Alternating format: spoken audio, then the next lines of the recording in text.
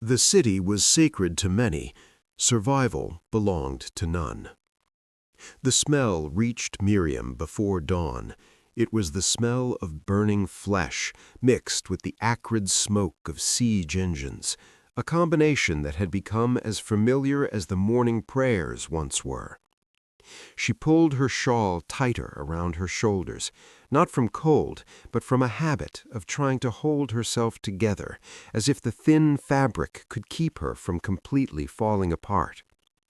Through the narrow window of her family's house in the lower city, she could see the glow of Roman campfires on the Mount of Olives, thousands of them, like malevolent stars that had fallen to earth to surround Jerusalem. 6 months ago, those hills had been green with spring. 6 months ago, her husband Yaakov had kissed her forehead and told her the rebellion would succeed, that God would not abandon his city. 6 months ago, she had believed him.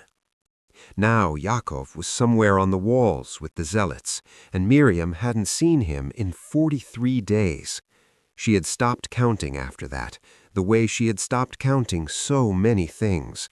The number of friends who had died, the weight her daughter Rachel had lost, the hours between meals that were no longer meals, but brief delays of starvation.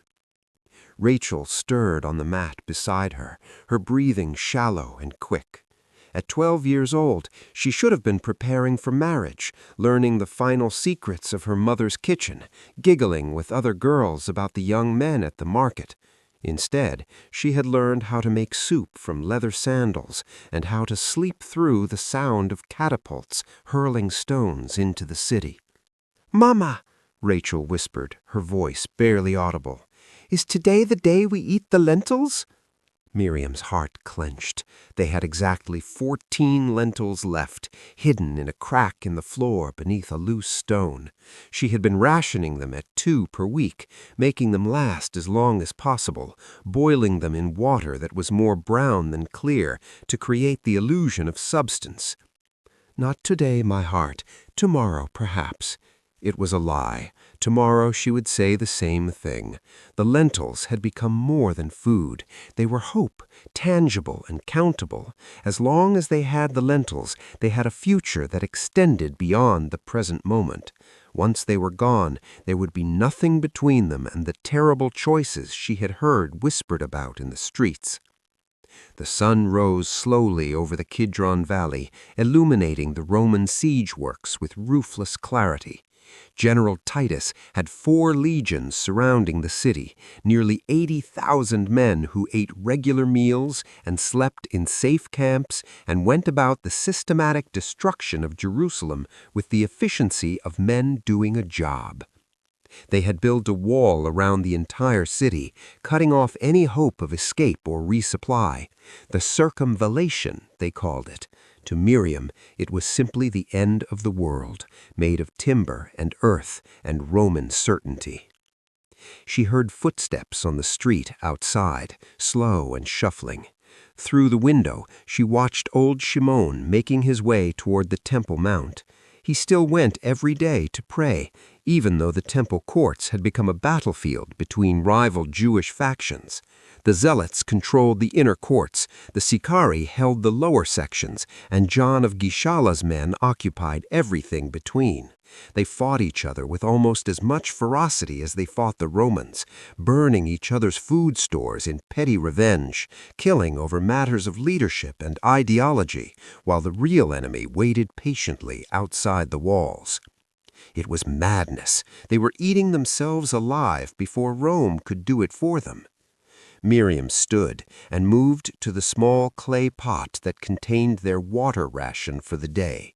A cup, a single cup for both of them.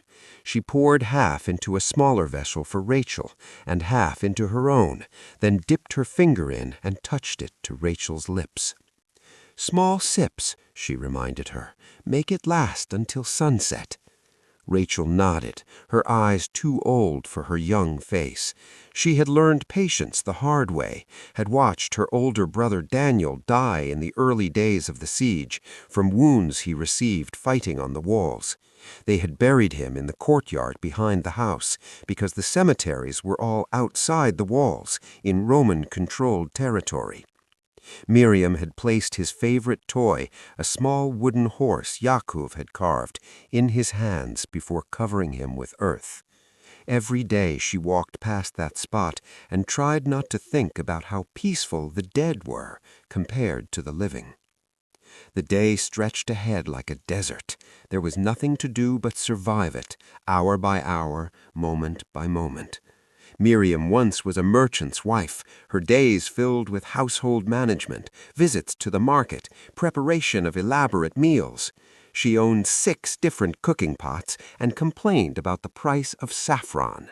The woman who cared about such things seemed like a stranger now, someone from a story she had heard long ago. She spent the morning as she spent every morning, searching. The house had been searched 1,000 times already, but she searched again, running her hands along the walls, checking behind loose stones, examining the ceiling beams for any crack or crevice that might contain something overlooked, a forgotten grain, a dried herb, anything. In the corner, she found a dead mouse. It had been dead for perhaps 2 days, already stiff and cold. 6 months ago, she would have recoiled in disgust. Now she picked it up carefully, examining it. Too decayed, disease, not worth the risk. She threw it out the window into the street, where it landed among other refuse she tried not to look at too closely. Around midday, the bombardment began. The deep, rhythmic thud of Roman artillery punctuated the air, stones the size of wine casks arcing over the walls to crash into buildings with devastating force. Miriam and Rachel pressed themselves into the corner of the room, arms around each other, while dust rained from the ceiling and the walls shook. Somewhere nearby, someone was screaming, a sound that went on and on until it abruptly stopped. When the bombardment paused, Miriam ventured outside. 3 houses down, a family she had known had been crushed when their roof collapsed. Neighbors were already pulling at the rubble, but without hope. The stones were too large, too heavy, and everyone was too weak. After a few minutes, they stopped trying.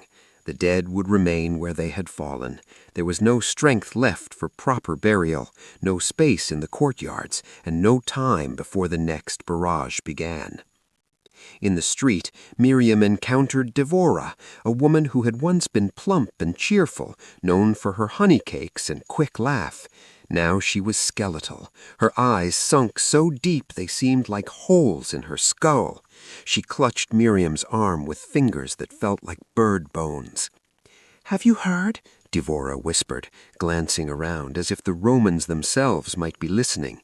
"They say Mary of Bethesda has done it. They say she has eaten her own child." Miriam's stomach turned, though there was nothing in it to rebel. She had heard the whispers growing over the past weeks, rumors that some mothers had done the unthinkable, driven mad by starvation and the crying of children they could not feed. She had pushed such thoughts away, refusing to believe that humans could descend to such depths. But looking at Devora's face, she saw the truth of it reflected there. "Surely not," Miriam managed. "Surely it's just a story meant to frighten us." "I wish it were," Devora said, and began to weep, dry sobs that produced no tears because her body had none left to give. Miriam returned to her house and held Rachel close, rocking her though the girl was far too old for such comfort. She thought about the 14 lentils beneath the floor, 14 lentils between her daughter and the choice she could not contemplate. She would die first, she told herself. She would simply lie down and die before it came to that. But even as she thought it, she knew it was a lie. Mothers don't get to die while their children still lived. That wasn't how it worked. In the afternoon, a runner came through the lower city, one of the zealots, calling for all able-bodied men to report to the walls. The Romans were preparing another assault on the northern section, near the Antonia fortress. Miriam watched young boys, some barely 14, emerge from houses and shuffle toward the summons. They carried weapons they could barely lift, their arms like sticks. She wondered how many would come back. She wondered if Yakov was among them, somewhere on those walls, still believing that God would deliver them. She had stopped believing in deliverance. Now she only prayed for an end, quick and clean, before the worst could happen, before she had to make choices that would unmake her humanity. As evening approached, Miriam made her way to the well in the small square near her house. The water ration had been reduced again. Now each person was allowed a cup every other day. The line stretched for blocks, people pressed together so tightly that the smell of unwashed bodies and sickness was overwhelming. Many leaned against each other simply to remain standing. Some didn't make it to the front of the line before collapsing. Their neighbors would take their vessels and claim their rations, and no one spoke against it. The living needed water more than the dead needed dignity. Miriam waited for 3 hours. When she finally reached the well, the guard, a zealot with eyes as dead as the stones he stood on, filled her cup only halfway. "That's all there is," he said when she protested. "Pray for rain." She wanted to laugh at that. Pray for rain. In Jerusalem, rain did not come in summer. God himself seemed to have forgotten that particular mercy. Or perhaps God had simply forgotten Jerusalem altogether, left it to rot under the Roman sun while he turned his attention to other, more worthy cities. Walking home, she saw a child sitting alone against a wall, a boy of perhaps 6 or 7. His eyes were open, but he didn't move when she approached. She knelt beside him, touched his shoulder gently. He was dead, had been for hours, but no one had moved him. There was no one left who cared enough or had the strength. She whispered a prayer over him, though the words felt hollow, then continued home with her half-cup of water. Rachel was sleeping when she returned, or pretending to sleep. Miriam sat beside her and watched the light fade through the window, watched the Roman campfires bloom again on the hills like perennial flowers of conquest. She thought about the boy against the wall. She thought about Mary of Bethesda. She thought about the 14 lentils, then about tomorrow, and about the day after tomorrow, and about how long a human being could continue to think about tomorrow when tomorrow was indistinguishable from today, except for being worse. That night, she dreamed of the market as it had been.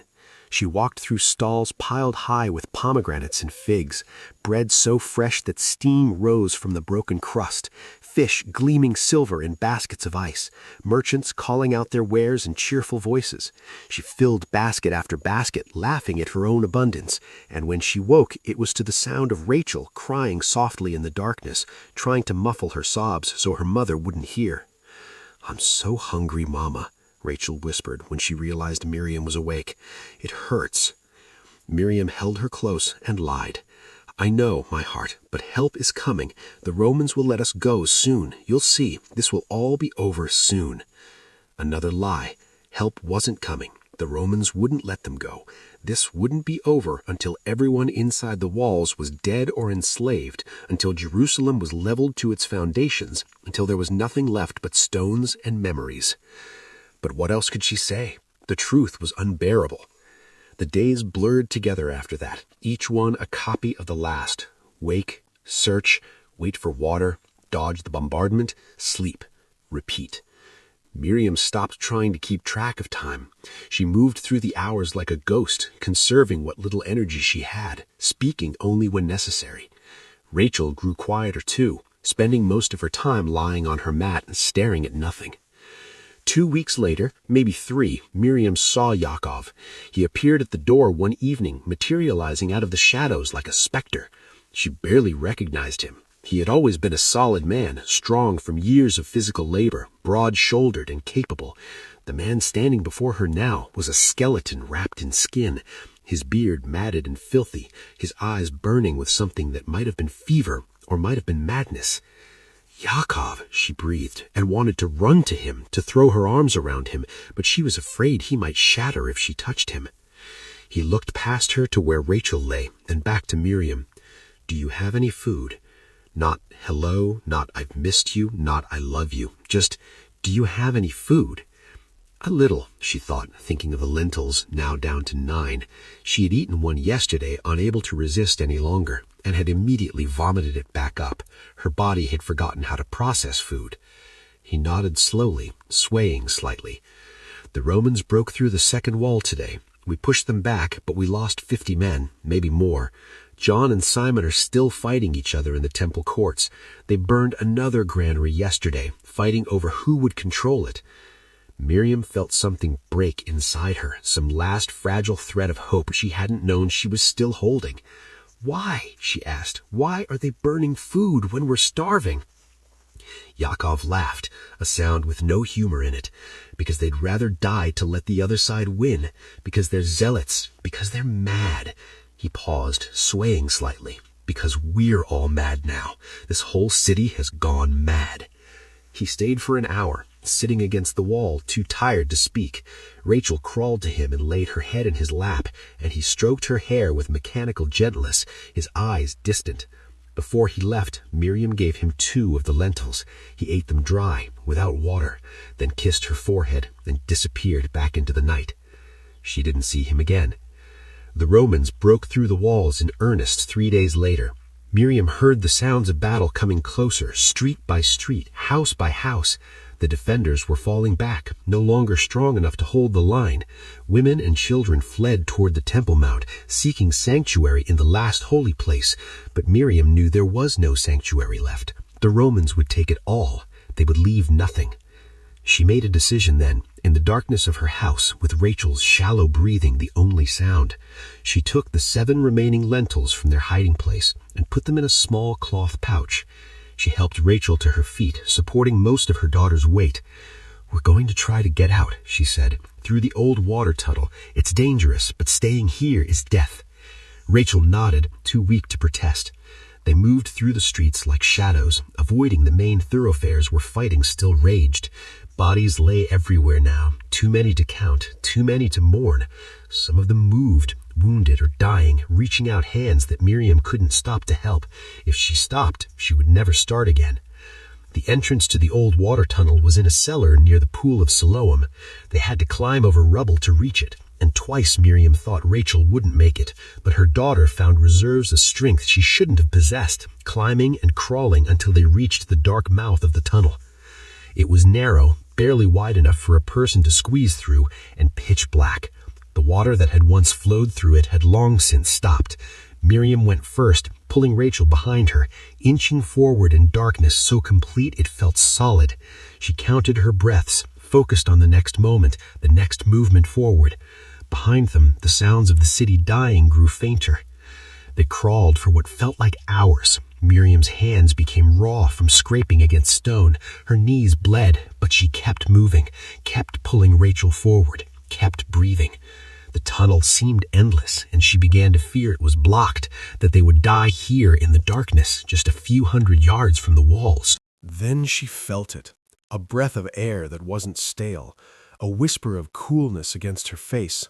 She moved faster, ignoring the pain, and suddenly the tunnel opened and they were outside the city, emerging into the Kedron Valley in the deep blue of twilight. But they weren't safe. They were in the open, between the city walls and the Roman siege lines. This was the killing ground, where anyone caught would be crucified or enslaved. Miriam pulled Rachel into the shadow of a rock outcropping, and they lay there, trying to breathe quietly, trying to be invisible. Above them, on the walls, Jerusalem burned. The Romans had set fire to sections of the city, and the glow painted the sky in shades of orange and red. Miriam could hear screaming, could see tiny figures on the ramparts outlined against the flames. She thought of Yaakov up there somewhere, thought of Devorah and Shimon and all the others, and then forced herself to stop thinking. There was only forward now. There was only survival. They waited until full dark, then began to move, staying low, moving slowly. Roman patrols crisscrossed the valley, and twice they had to freeze, pressing themselves against the ground as soldiers passed within yards of them. Each time, Miriam thought they would be discovered, thought this was the end, but somehow the darkness held them. It took them all night to cross the valley. By the time they reached the hills on the far side, Rachel could no longer walk. Miriam carried her, though she weighed almost nothing, though Miriam herself was barely strong enough to stand. One step, another, another. She didn't let herself think about how far they had to go, about what they would do when they got there, about where there even was. She just kept moving. Dawn found them in a grove of olive trees, far enough from the siege lines that the Roman patrols were less frequent. Miriam laid Rachel down in the shade and gave her 3 of the remaining lentils and a few drops of water they had found in a puddle during their flight. Rachel ate mechanically, then closed her eyes. "Rest," Miriam whispered. "I'll watch." But even as she said it, she felt herself fading, felt the edges of consciousness blurring. She had pushed beyond the limits of endurance, had kept moving on will alone, and now that will was exhausted. She lay down beside her daughter, meaning to rest for just a moment, and knew nothing more. She woke to voices speaking in Latin. For a moment she thought she was still in the tunnel, still in the darkness, but then she opened her eyes and saw Roman soldiers standing over her, their armor catching the afternoon sun. She grabbed for Rachel, pulling her close, waiting for the sword stroke or the rough hands that would drag them away to slavery. But the sword stroke didn't come. The soldier looking down at her was young, barely older than Yaakov had been when they married. He said something in Latin, then tried again in badly accented Aramaic. "You, from city?" Miriam nodded, unable to speak. The soldier looked back at his companions, then at the city visible in the distance, still burning. He reached into his pack and pulled out a piece of bread, hard military ration, and held it out to her. "Take, eat, you live." Miriam stared at the bread, unable to comprehend it. Food, real food, from the enemy, from the men who had destroyed her city, killed her people, reduced Jerusalem to rubble and ash. She should refuse it. She should spit in his face. She should die rather than take anything from Rome. But Rachel was dying beside her, and the bread was real, and she had lost too much to let pride kill what little she had left. She took the bread. The soldiers didn't arrest them. Instead, they pointed east, away from the city, and told them to walk. There were refugee camps that way, the young soldier explained, places where survivors could go. His Latin companions seemed less sympathetic, muttering among themselves and eyeing Miriam and Rachel with the calculating look of men pricing goods at market. But the young one shook his head at them, and they moved on, continuing their patrol. Miriam broke the bread in half and gave the larger piece to Rachel. They ate slowly, their shrunken stomachs rebelling against the richness after so long with nothing. But they kept it down, and for the first time in months, Miriam felt something other than hunger. Not quite hope, not quite peace, but something close to the possibility of both. They walked east as the soldier had directed. Behind them, Jerusalem continued to burn. Miriam didn't look back. Looking back was for people who still had something to return to, and she had nothing. Her home was gone. Her husband was almost certainly dead. Her son lay buried in a courtyard that was now rubble. All she had was Rachel and the road ahead and the 4 lentils still in her pouch that she would save, not for eating, but for planting, someday, somewhere. The refugee camp was a miserable collection of tents and lean-tos, packed with the survivors of Jerusalem and other cities Rome had conquered. There was food, distributed by Roman soldiers with the efficiency of men managing livestock, and water, and a sort of safety, though it was the safety of the defeated, the occupied, the enslaved in all but name. Miriam and Rachel found a space at the edge of the camp and made shelter from scraps of cloth and branches. Other survivors regarded them with hollow eyes, each family wrapped in its own grief, too exhausted for community. There was no talking about what had happened, no sharing of stories. Everyone knew. Everyone had lost the same things. Days passed. Weeks. Rachel grew slightly stronger on the regular rations, though she would never fully recover. The starvation had damaged something in her, made her old before her time.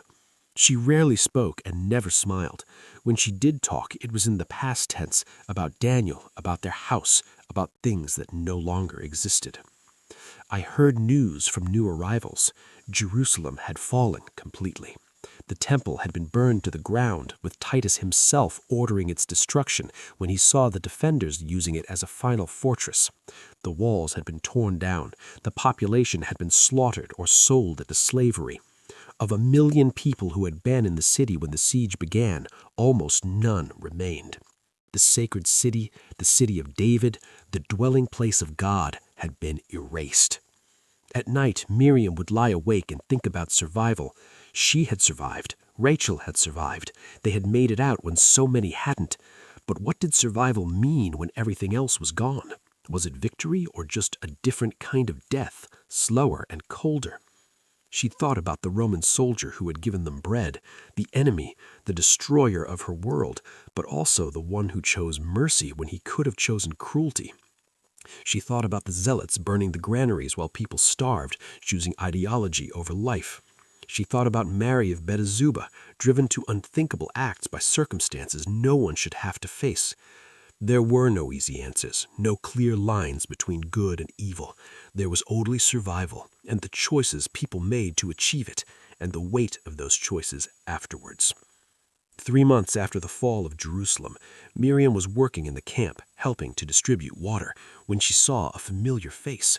It took her a moment to recognize him. He was so changed, but then she knew. Yaakov, alive, impossibly, miraculously alive.